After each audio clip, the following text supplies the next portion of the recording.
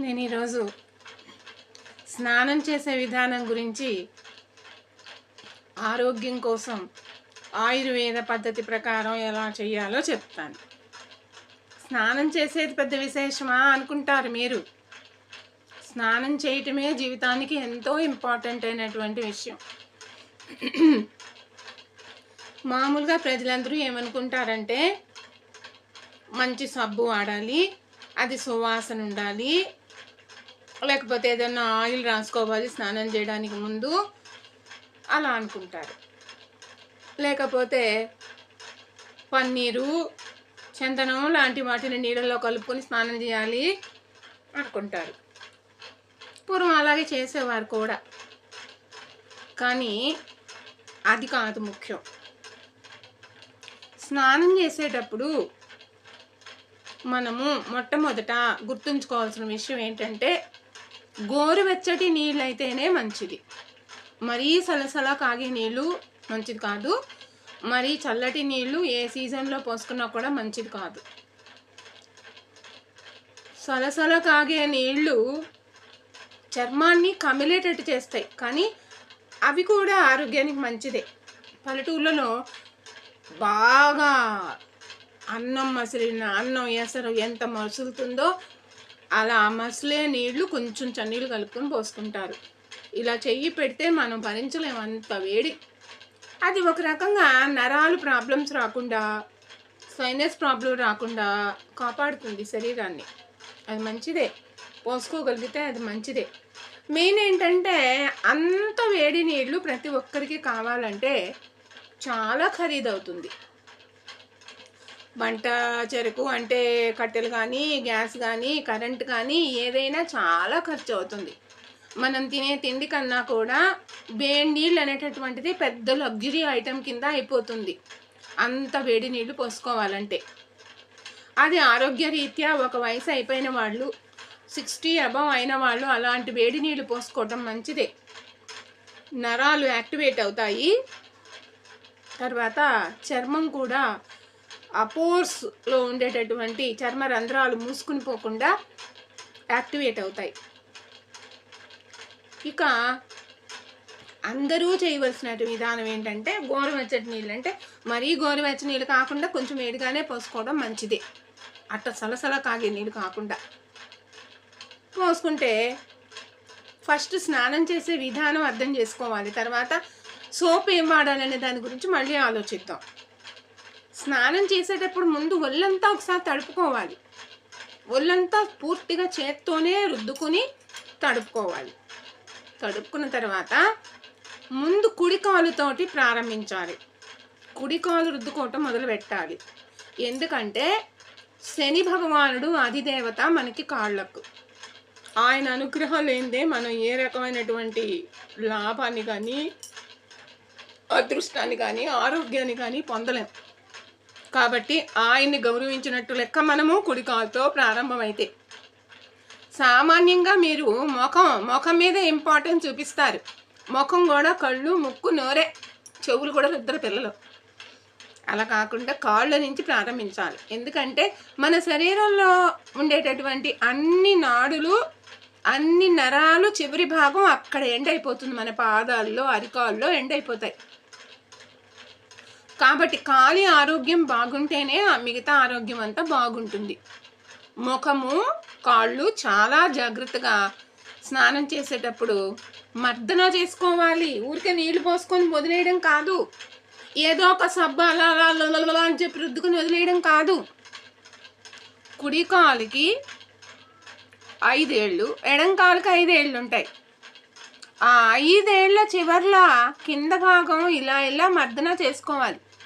ఒక్కొక్కటి 30 సార్లు నుంచి 50 సార్లు వరకు అడుగు భాగం ఇలా clock wise, anti clock wise తిప్పుతూ ఒక 50 టైమ్స్, కనీసం ఒక 30 టైమ్స్ ఒక్కొక్క వేలుని మర్దన చేయాలి. తర్వాత అరికాలు కింద భాగంలో కిడ్నీకి సంబంధించినటువంటి వ్యవస్థకి సంబంధించిన రిలేషన్ ఉంటుంది. కాబట్టి ఆ అరికాలుని 50 సార్లు ఇలా రుద్దాలి. బాగా ఇలా మర్దన చేయాలి. తర్వాత పై భాగం కూడా మర్దన చేయాలి. మనం స్నానం చేసేటప్పుడు మన గోళ్ళనే ఉపయోగించుకుని కాళ్ళని క్లీన్ చేసుకోవాలి.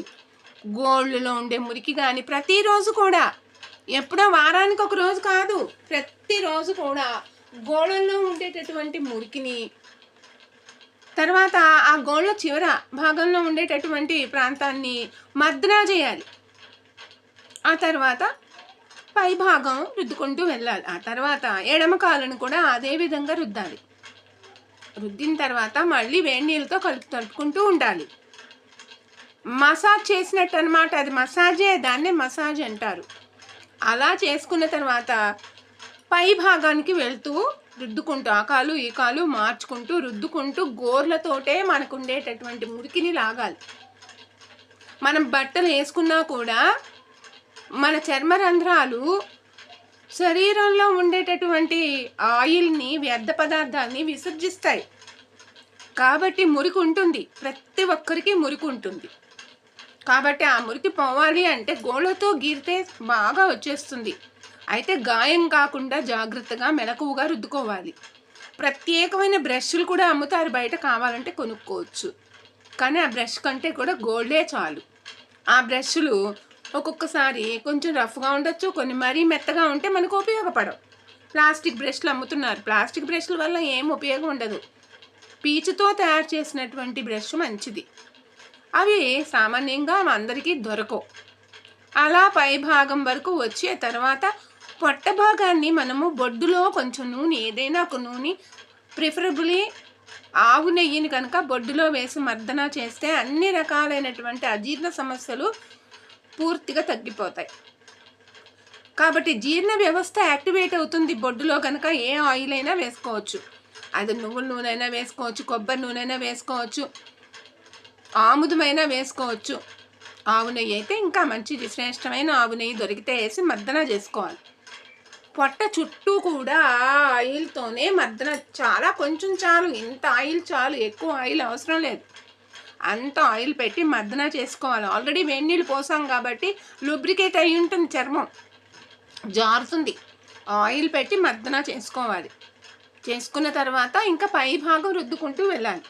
ప్రతి పార్ట్ని కూడా మనము 30 సార్లు 40 సార్లు రబ్ చేయాలి. ఇలా 30 సార్లు 40 సార్లు రబ్ చేయాలి. ఊరికి అలా పూసేసాం, నీళ్ళు పోసేసుకున్నాం కాదు.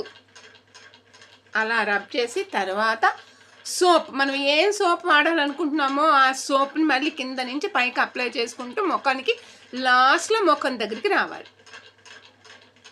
ఒకసారి సోప్ అప్లై చేసిన తర్వాత కనీసం 2 మినిట్స్ ఆగి అప్పుడు రుద్దటం మొదలు పెట్టాలి. కింద నుంచి పైకి సోప్ మనం అప్లై చేయడానికి కూడా 2 మినిట్స్ పడుతుంది. ఆ టైం దానికి ఉపయోగించే సరిపోతుంది. ఆ విధంగా రుద్దుకుంటూ వీపు కూడా మనమే రుద్దుకోవాలి. ప్రతిరోజు మన వీపు మనకు అందుతుంది. దాన్ని టెక్నికల్గా వాడుకోవాలి, మనం జాగ్రత్తగా వాడుకోవాలి, టెక్నిక్గా రుద్దుకోవాలి. మెడ, చెవుల కింద భాగం. తర్వాత మన చెవులను మనము కనీసం 50 సార్లు ఇలా ఇలా ఇలా ఇలా రుద్దాలి. ఎందుకంటే చెవులను యాక్టివేట్ చేస్తే మనకి ఇమ్యూనిటీ డెవలప్ అవుతుంది. తర్వాత ముఖాన్ని ఇలా ఇలా ఇలా ఇలా ఒక 50 సార్లు రుద్దాలి. 50 టైమ్స్ అంటే 1 మినిట్ అనుకోండి. దానివల్ల మన చేతిలో ఉండేటటువంటి అన్ని నరాల చివరలు ముఖంలో ఉండేటటువంటి నరాల చివరలకు యాక్టివేషన్ని కల్పిస్తాయి. అదన్నిటికంటే ముఖ్యమైనటువంటి మసాజ్. అది 1 నిమిషం చేయొచ్చు, 2 నిమిషాలు చేయొచ్చు, 5 నిమిషాలు చేయొచ్చు, మీ ఇష్టం. ఒక్కసారి చేసిన తర్వాత నీళ్ళు పోసేసుకుని మళ్ళీ పైనుంచి కిందకి ఇలాగే మసాజ్. సబ్బు రుద్దడం ముఖ్యం కాదు, సబ్బు మురికిపోవడానికి. ఈ మసాజ్ మన శరీరాన్ని బాగు చేయడానికి, రక్త ప్రసరణని కంట్రోల్ చేయడానికి ఉపయోగపడుతుంది. ఇది చేయడం వల్ల మనకి చాలా బాగా నిద్ర కూడా పడుతుంది. తినేదంతా బాగా అరుగుతుంది. ఇది చాలా ఇంపార్టెంట్. ఇక ఏ రకమైనటువంటి సోప్ వాడాలి? అసలు సోపే వాడవలసిన అవసరం లేదు. సోప్ అనేది దాంట్లో కొంచెము ఏదైనా ఒక సెంట్ వేస్తారు. దాంట్లో ఉండేదంతా కూడా కెమికల్సే. అందులో కూడా ఏదో ఒక ఆయిల్ ఉంటుంది, తర్వాత యాసిడ్ ఉంటుంది. శరీరానికి ఆ మురికిని తీసేసేటటువంటి యాసిడ్ని కలుపుతారు. అంతేగాని అదేమంత ఆరోగ్యకరమైన విషయం కాదు. ఎంత సువాసననిచ్చేటటువంటి టాయిలెట్ సోప్ అయితే అంత ఆరోగ్యానికి హానికరం. రంగు, రుచి, వాసన లేనటువంటిదే కరెక్ట్ అయినటువంటిది గ్లిజరిన్ సోప్. మంచిది ఆరోగ్యానికి. గ్లిజరిన్ సోప్స్ తొందరగా మెత్తగా కరిగిపోతాయి, వాటికి నురగరాదు, అవి చాలా ఖరీదుంటాయి. పియర్స్ అటువంటివి, డవ్వు పియర్స్ అటువంటివి 50 రూపాయల నుంచి 60 రూపాయలు ఉంటుంది ఒక్కొక్క కేక్. ఒక్క మనిషికే నెలకి 150 రూపాయలు 120 రూపాయలు ఖర్చు అవుతుంది. అలాంటప్పుడు ఒక 4 మనుషులు ఉన్నప్పుడు ఒక 1000 రూపాయలు దానికే అవుతుంది. 600-700 అవుతుంది, ఇంకా ఎక్కువే అవుతుంది. కాబట్టి ఇది చాలా కాస్ట్లీ అయిన విషయం. కాబట్టి మీరు సంతూర్ అని కొంచెం ఏదో లైట్గా వాసన దొరికేటటువంటి ఒక సబ్బుని జీవితం అంతా వాడడం అలవాటు చేసుకుంటున్నారు. సరే, మీ ఇష్టం, అది మీరు ఎలాగైనా వాడుకోండి, దాని గురించి నాకేం ఇబ్బంది లేదు, మీ ఇష్టం, మీరు డిసైడ్ చేసుకోండి. కానీ దానివల్ల ఏమవుతుందంటే ఏ రకమైనటువంటి సబ్బుని వాడకుండానే ఆ సబ్బులు కూడా డబ్బులు దండగే. సున్నిపిండితో మీరు వాడడం అలవాటు చేసుకుంటే చర్మం నిగారింపు ఎప్పటికీ పోదు, ఎప్పటికీ ముడతలు రావు చర్మానికి, ఎప్పటికీ బ్రైట్నెస్ కోల్పోదు చర్మం. కానీ సున్నిపిండి అంటే శనగపిండి కానీ పెసరపిండి కానీ కేజీలు పెట్టక్కర్లేదు. ఒక 1/4 కిలో శనగపిండికి లేకపోతే ఒక 1/4 కిలో పెసరపిండికి పచ్చపెసలే వాడాలి. గుండు ఆకుపచ్చగా ఉండేవే మిషన్ పట్టించుకోవాలి. ఆ పిండికి 1.5 కిలో బియ్యం పిండి పడుతుంది. 1.5 కిలో, 1/4 కిలోకి 1.5 కిలో బియ్యం పిండి పడుతుంది. అది బాగా కలిపేసి దాంట్లో ఖర్జూరాలు, కుంకుడుకాయలు, గంధం, చందనం, చెక్కలు అమ్ముతారు బయట.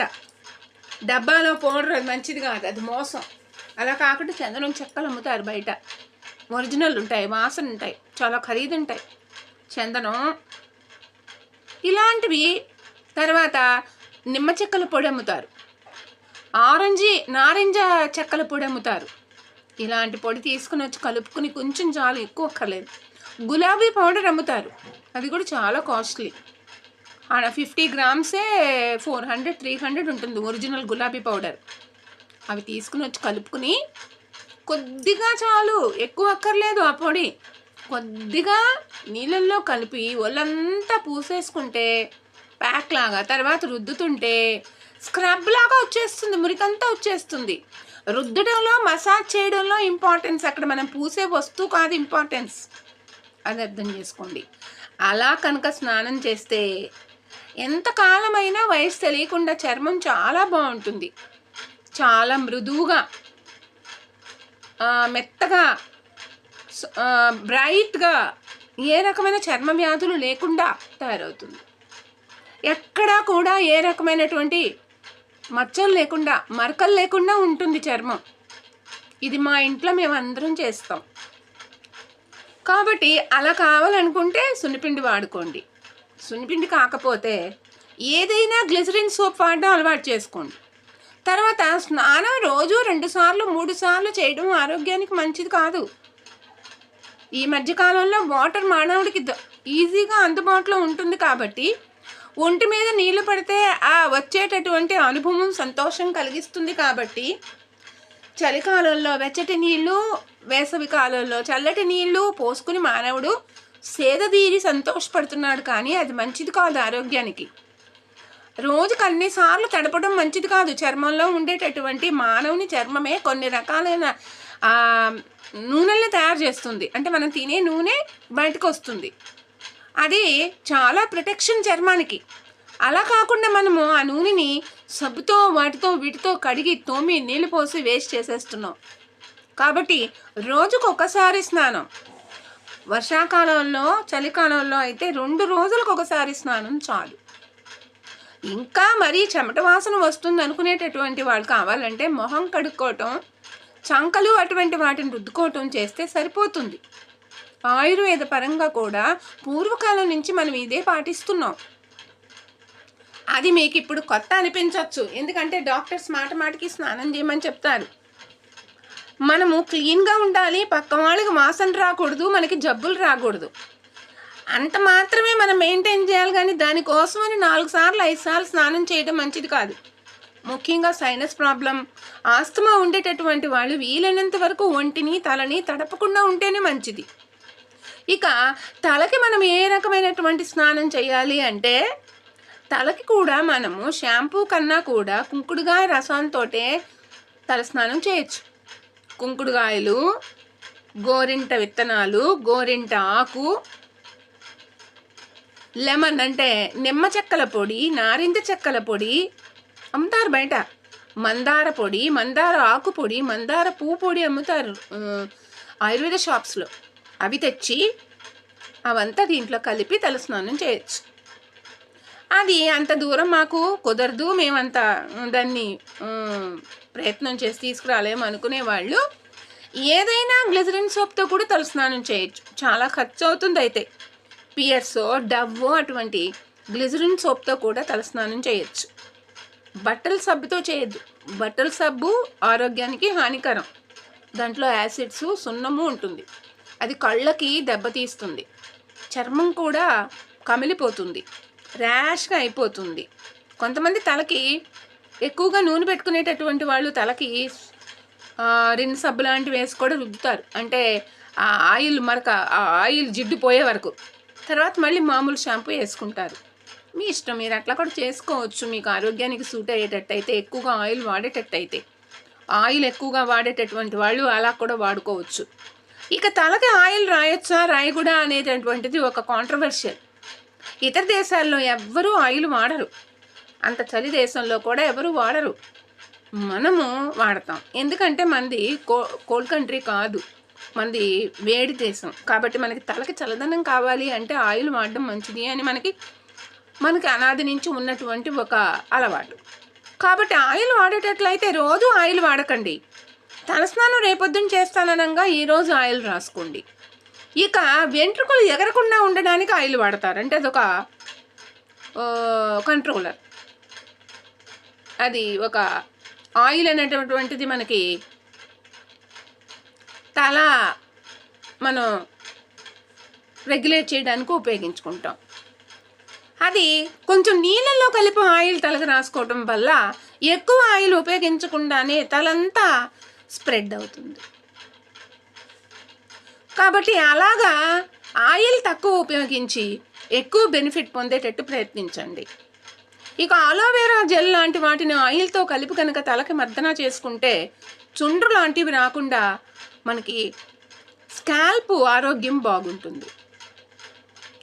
ఇలాగా మనము స్నానం చేయటాన్ని గురించి జాగ్రత్త తీసుకుంటే జుట్టు బాగుంటుంది, వెంట్రుకలు బాగుంటాయి, చర్మం బాగుంటుంది, ఆరోగ్యంగా కూడా ఉంటాం.